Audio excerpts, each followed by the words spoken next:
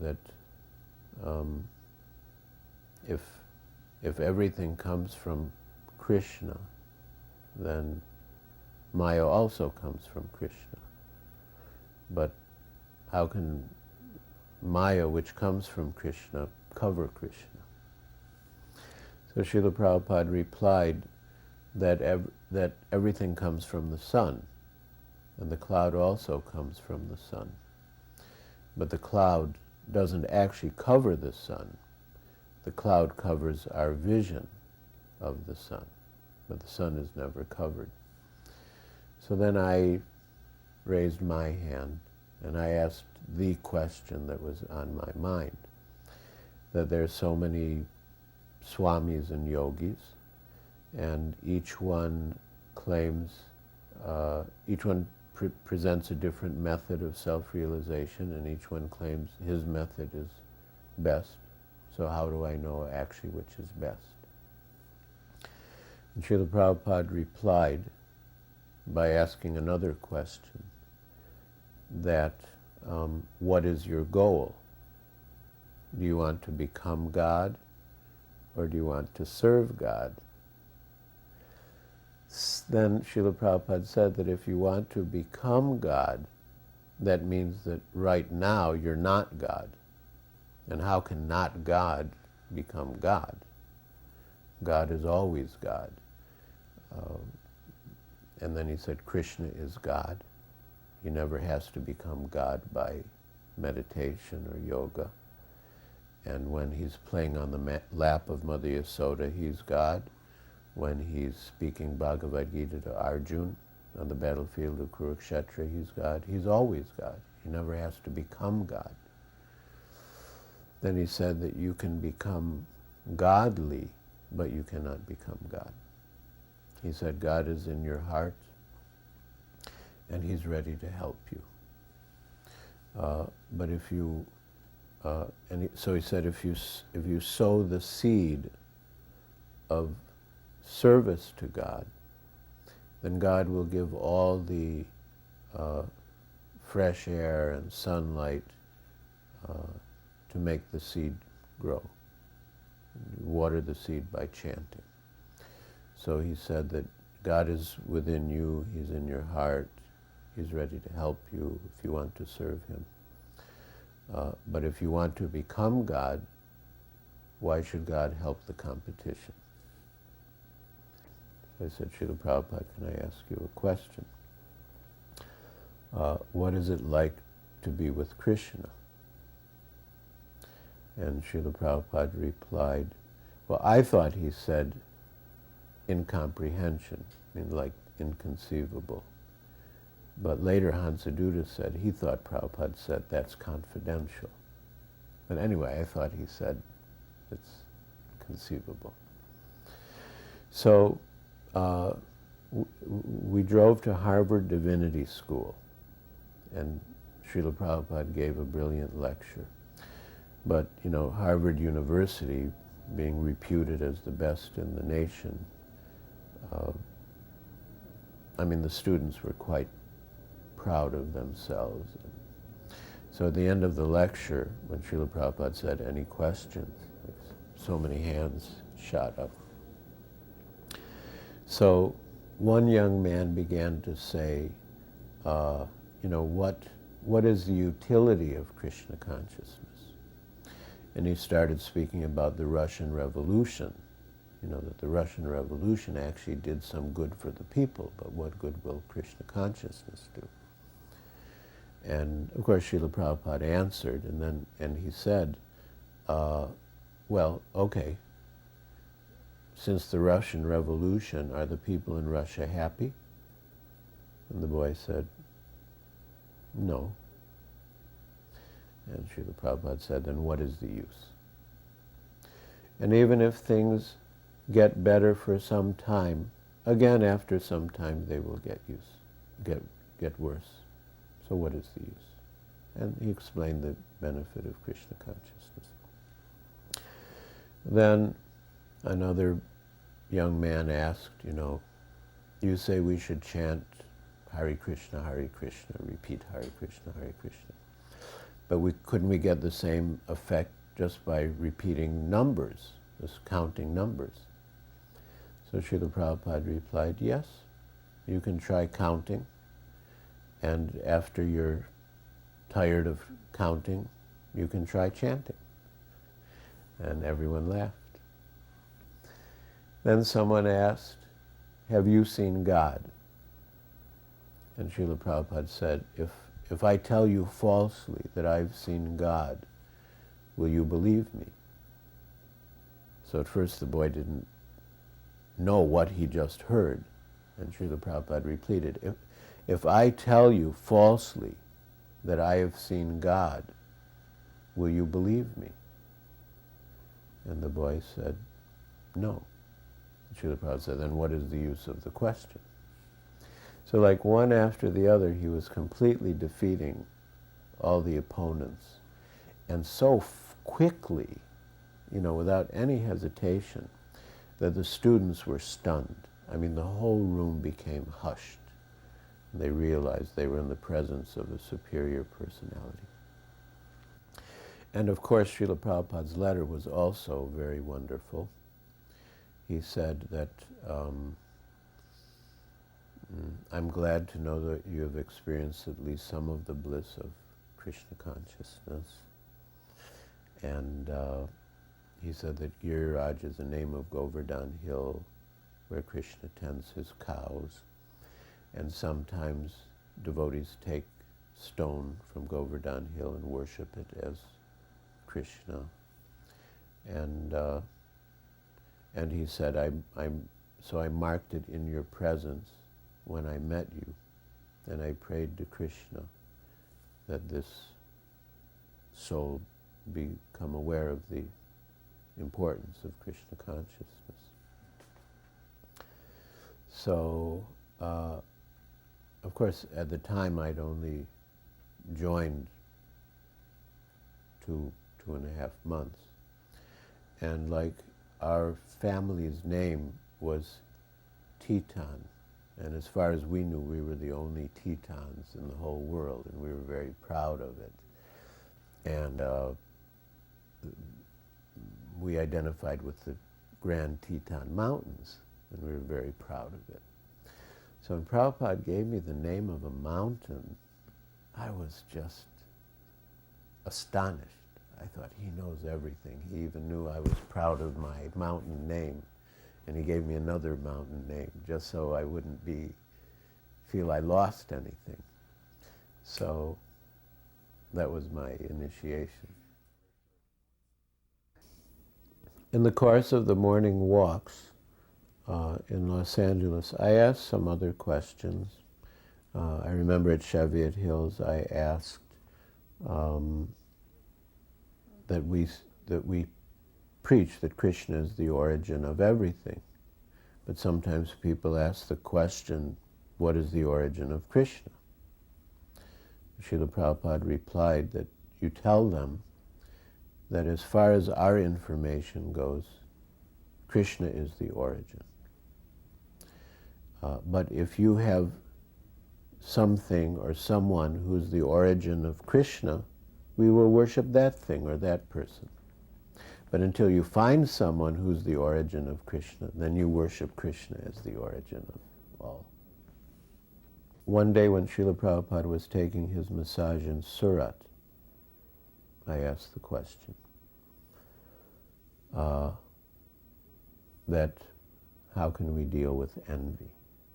Because I knew that I had envy, and I knew that envy was bad.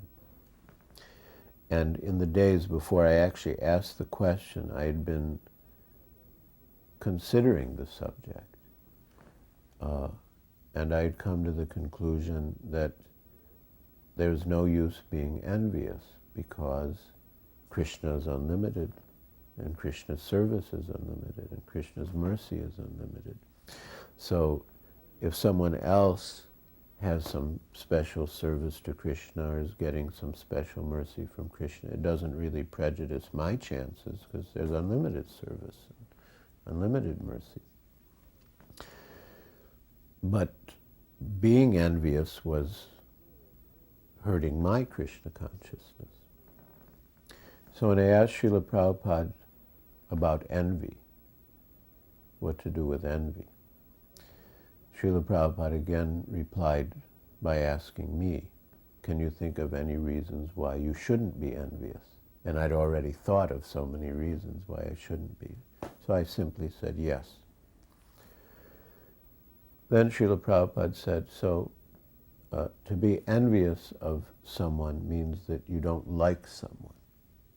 So that not liking should be directed against the demons who are causing so much trouble to the devotees and so much havoc in the world. That not liking should not be directed towards the devotees.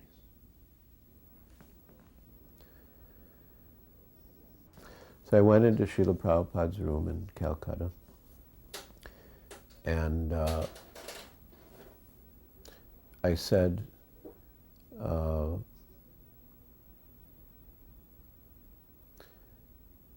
that before I came to Krishna consciousness, I used to make movies. So do you think I should make movies for Krishna? And Srila Prabhupada replied, there are others who can do that. Our main medium is books. Then I said that I also like to cultivate big people. He said, oh, that is very important. Yes, you should cultivate big people and convince them of the importance of Krishna consciousness.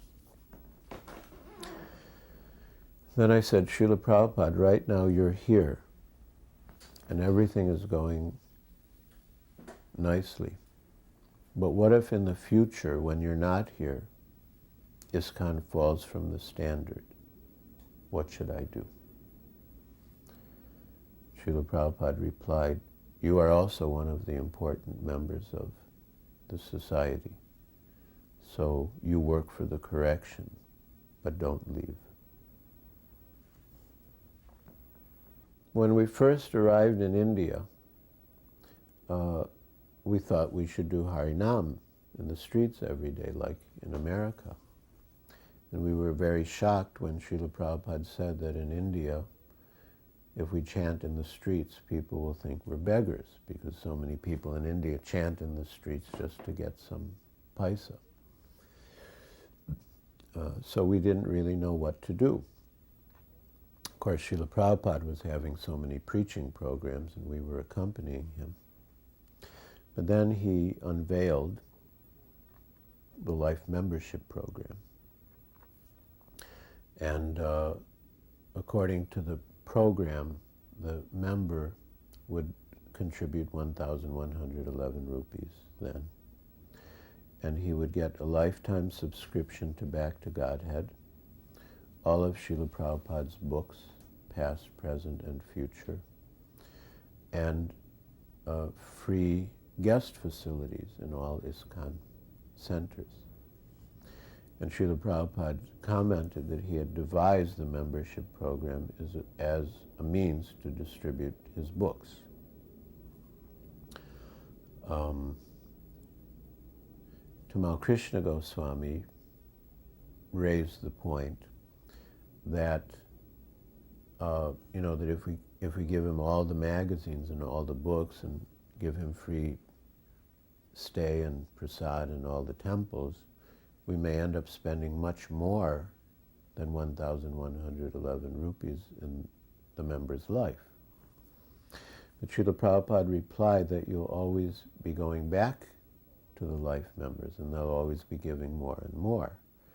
And, he may only give 1,111 rupees to become a life member, but in the course of his life, he may give 10,000 rupees. So I understood that Srila Prabhupada wanted us to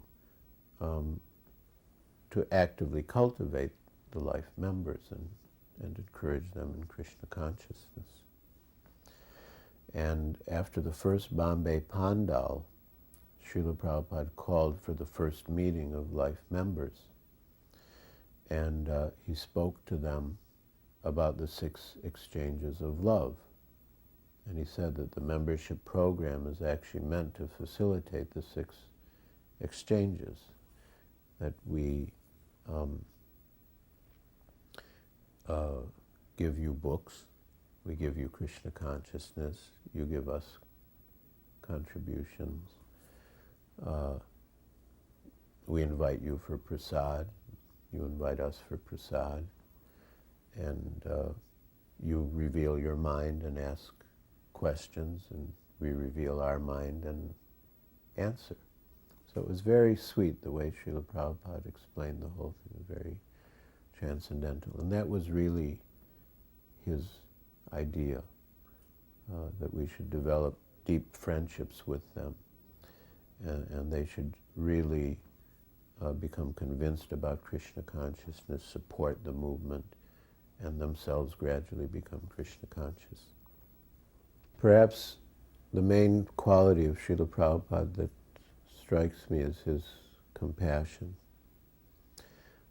And of course his compassion was manifest in the intense desire to make everyone Krishna conscious.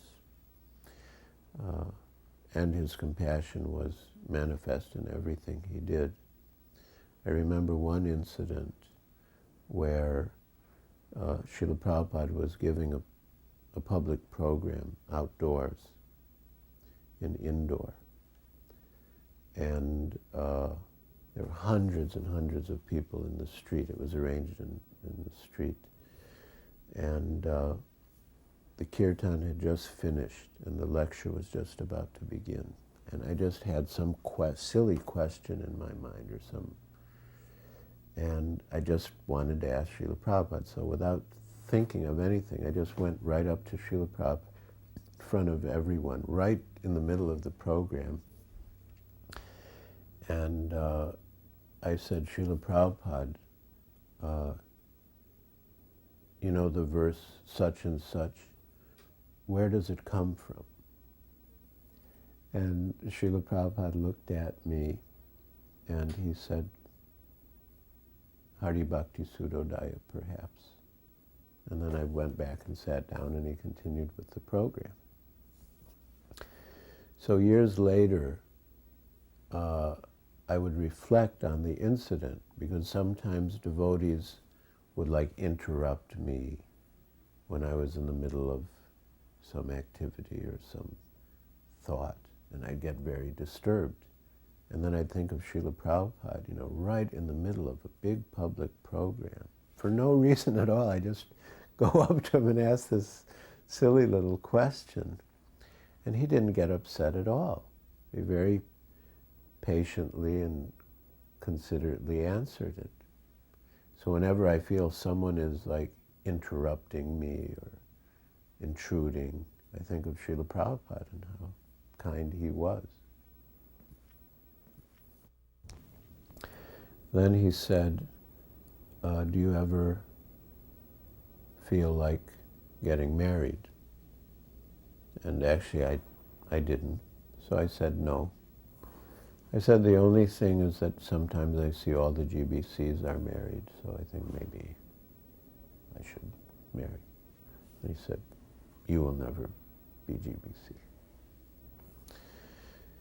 Then he said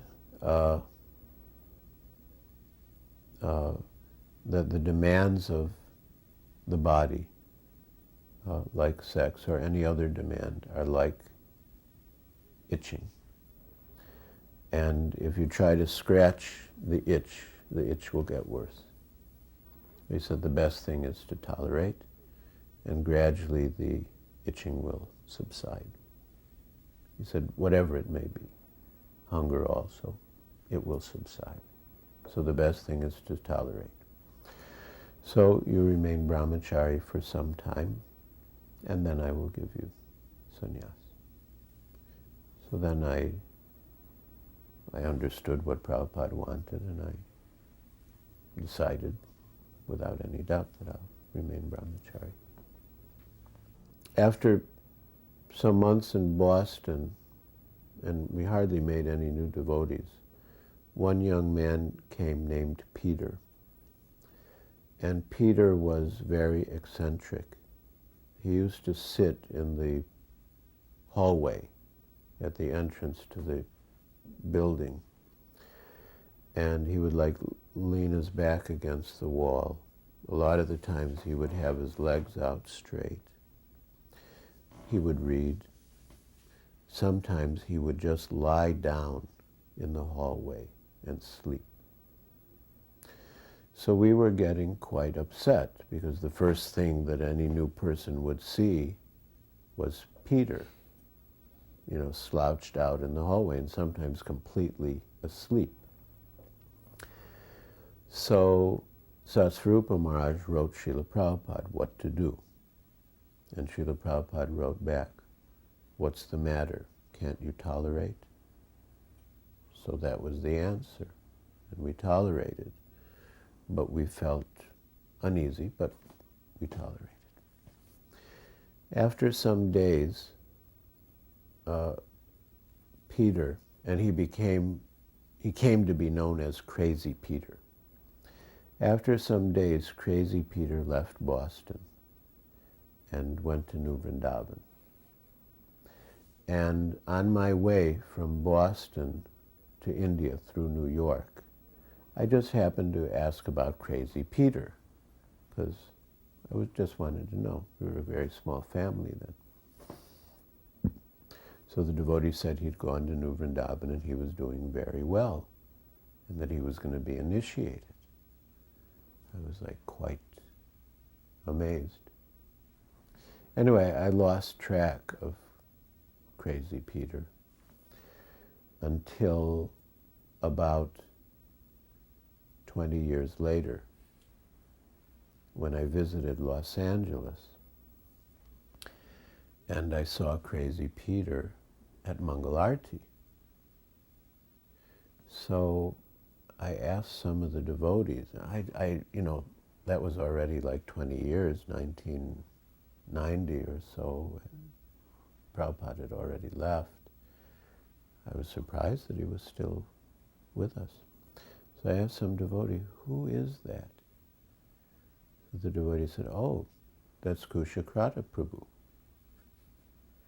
I said, "Kushakrata?" And he was famous because he was translating scriptures from Sanskrit into English and Bengali into English. And I thought, my God, how merciful Srila Prabhupada is, that by his mercy and compassion, Crazy Peter, who we didn't see any potential in much, had come to the stage where he was translating Vaishnava literature into English.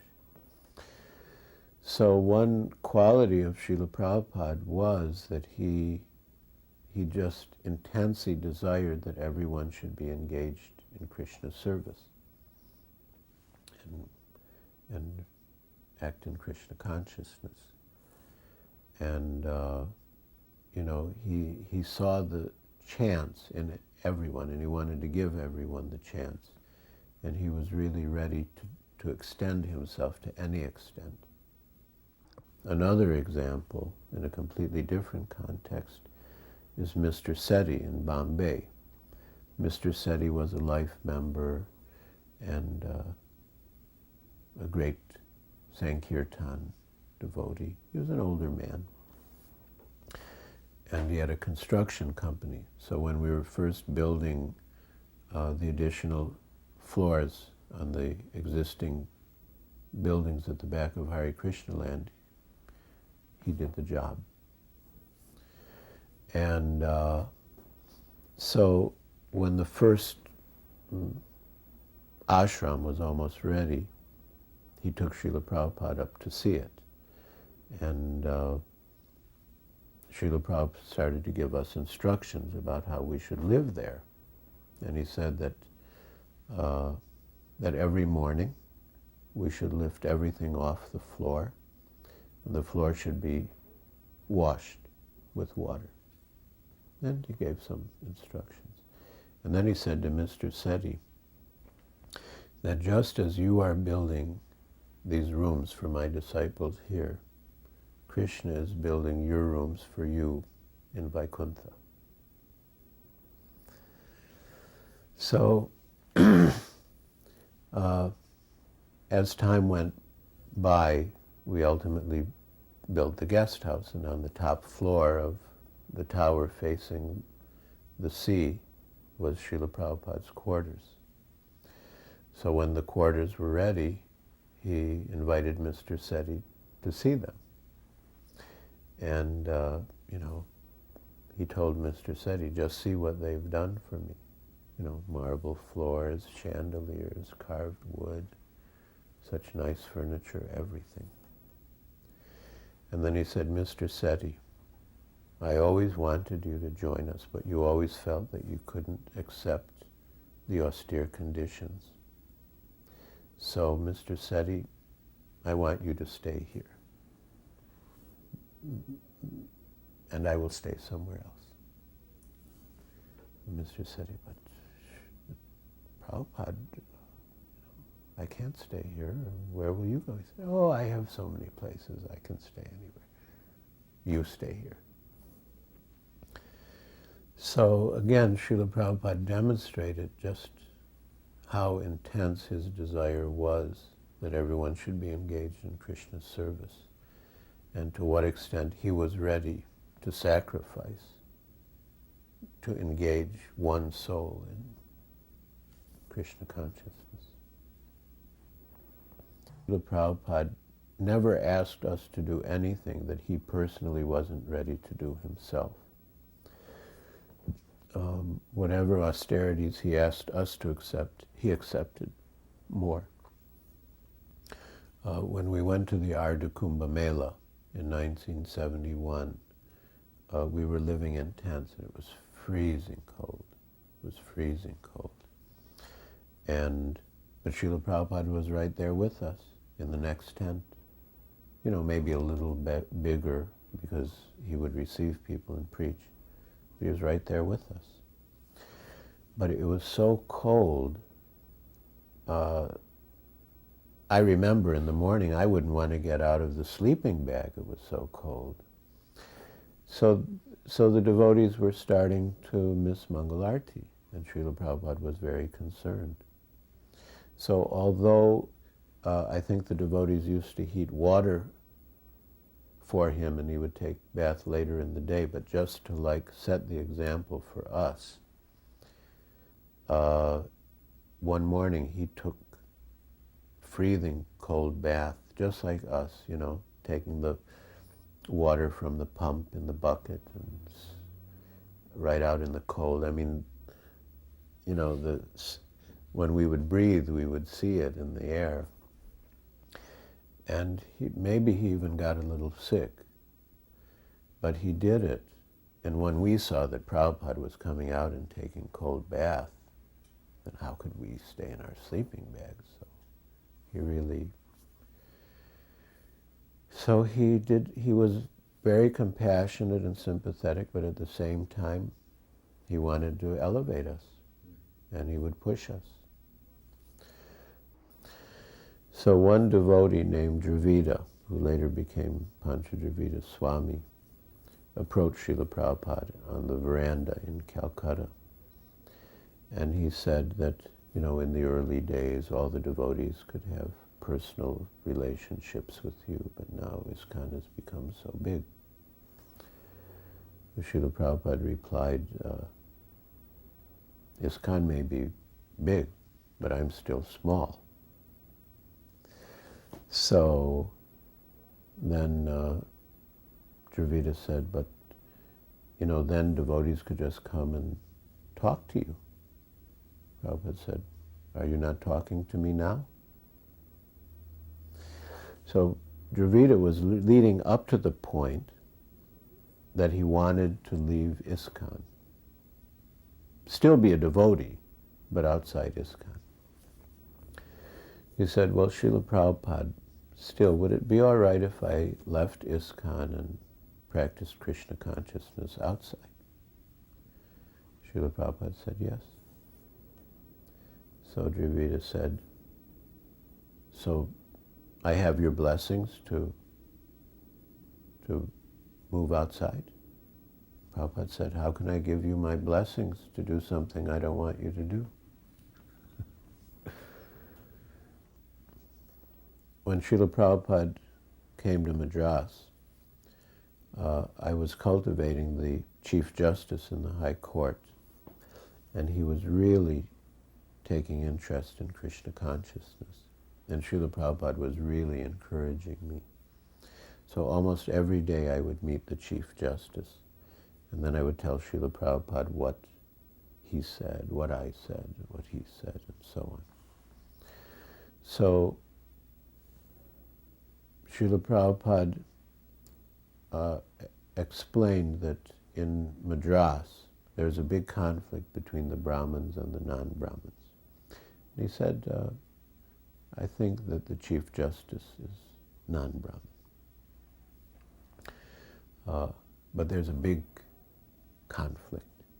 So you tell him that we can make anyone into a Brahmin. He just has to follow our principles. And we can make anyone into a Brahmin, and the whole problem will be solved.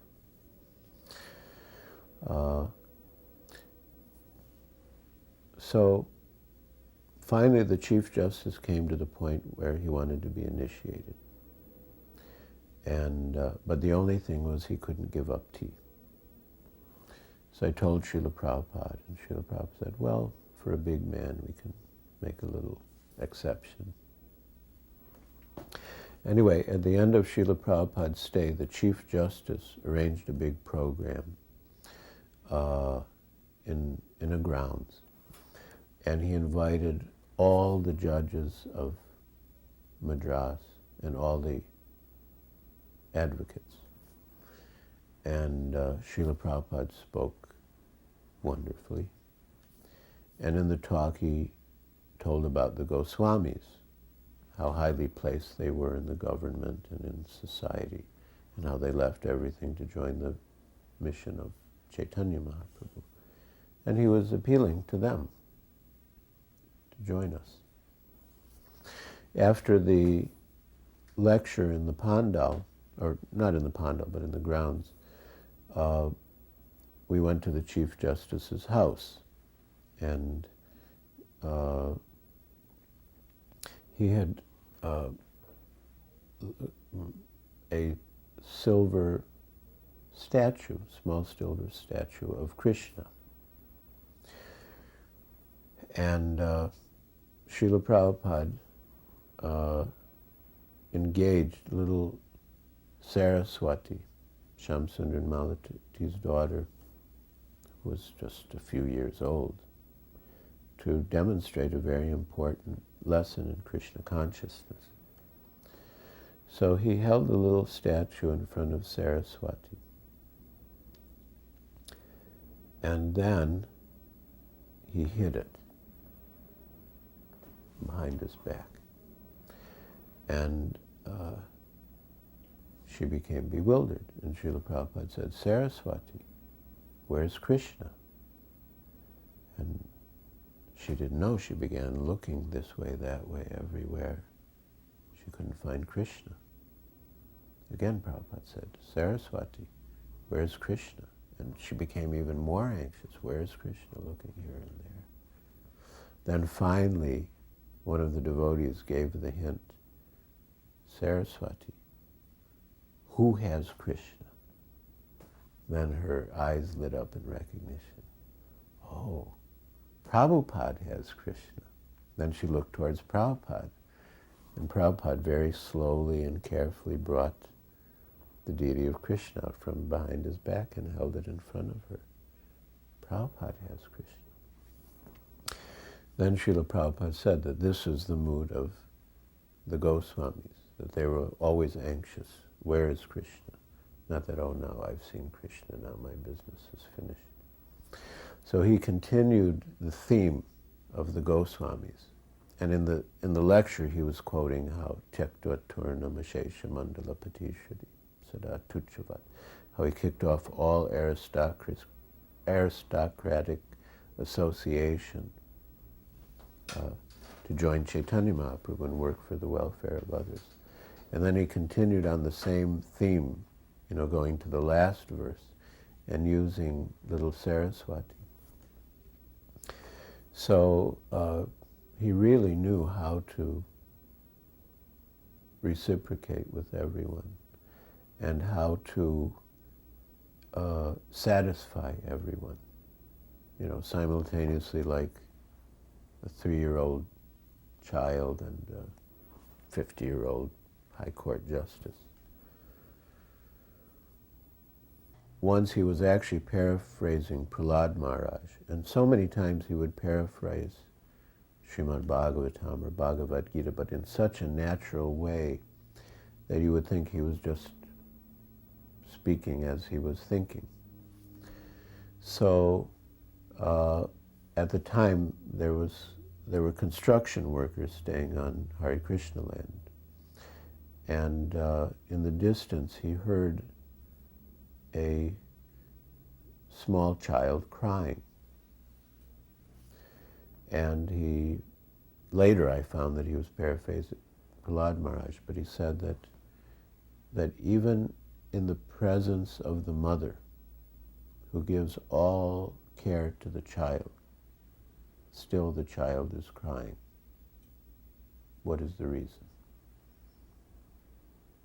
And then he gave the answer that one who is not cared for and protected by the Lord, even in the presence of the mother and the father, he can suffer. So he's saying that whatever we do on our own, we may or may not succeed. We depend on the care and protection of the Lord. With a businessman, he would give a business example. Like with Mr. Mota, who was a businessman, he said that according to Chanakya Pandit, at the time of death, even if we're willing to spend crores of rupees, we cannot get one moment more to live. So he was saying that means that every moment is worth crores of rupees. And the time that is spent in Krishna consciousness is profit. And the time that is not spent in Krishna consciousness is loss. So he said, you make your balance sheet and you see the profit and the loss, and you used all your time in Krishna consciousness. Patel would come to Juhu and take Srila Prabhupada in his car to Juhu Beach in the bad weather. And in the good weather, he would just walk with Srila Prabhupada to Juhu Beach. But Dr. Patel was sort of a Mayavadi. At least sometimes Srila Prabhupada would call him a Mayavadi, although he would deny it and say that he was a Vaishnava. So one morning, Srila Prabhupada criticized some famous Mayavadi sannyasi of India. And Dr. Patel really got upset. He really felt offended. And ultimately he left. So later, the devotees were very upset with Dr. Patel because he was always arguing with Srila Prabhupada. And when Srila Prabhupada, to his mind, insulted one of his gurus, Dr. Patel really argued with Srila Prabhupada. He actually chastised Srila Prabhupada. And Srila Prabhupada argued back. I'm not saying, Krishna is saying. But the devotees were very upset. And so later, Tamal Krishna Goswami asked Srila Prabhupada that, why do you spend so much time with him? And Srila Prabhupada said, we have to engage everyone. But, it was very hard to understand Dr. Patel. Was he a Mayavadi? Was he a Vaishnava? And Srila Prabhupada told a story that once there was a man who spoke many languages, and nobody could figure out what his original language was. And everyone in the village wanted to know. They wanted to know who they were dealing with. What is his mother tongue? Where does he come from? But whatever language you would speak to him, he would respond perfectly and immediately in the same language. So, how to find out? Then one man said, I will find out. So once, when the other person wasn't looking, he came from behind and gave him a slap. And immediately he started cursing in his original language. So Srila Prabhupada said that Dr. Patel was like him, that whatever language you spoke to Dr. Patel, he would respond in the same language. But when we hit on the sensitive point, then his real language, then he spoke in his real language. The first time I met Mr. Mota in his office, he started to preach impersonal philosophy and say that in Bhagavad-gita, when Krishna says me, he doesn't mean Krishna, the person. So usually when Prabhupada was in Bombay, I'd come to him in the evening and report about the day's activities. So I told him about the meeting with Mr. Mota. And Srila Prabhupada gave the reply that if Krishna is not Krishna, he was saying Krishna is not Krishna, Krishna means something else. So Prabhupada said, if Krishna is not Krishna, then who is he? Mota? And then Mr. Mota had said that actually, you know, the all-pervading Krishna is greater than the person Krishna. So Srila Prabhupada said that you should ask Mr. Mota that what is more valuable to you? 100 million rupees, spread out 1 rupee in everyone else's pocket, or 1 million rupees in your pocket. So he was saying, you know, even if the all-pervading Krishna is greater, but we'll get more benefit from the person Krishna. So again, you know, he gave the perfect analogy according to the mentality of the person. So on the first night of the Pandal, there were many Naxalites in the audience ready to disturb. And the Pandal was arranged that on the 2 sides there were chairs for VIPs, and then in the middle and at the rear it was just carpet for people to sit on the floor. So the Naxalites began making agitation. Why do some people have chairs and not others? And they were folding wooden chairs, and they started to smash the chairs together to make a disturbance. So Prabhupada was trying to speak, and they were making a big disturbance with the chairs. So some devotees went to speak to them, and the Naxalites took advantage and started shouting at the devotees, and the devotees started shouting at them, and the disturbance became worse. So we didn't know what to do. Prabhupada stopped everything, and he just started singing in the microphone.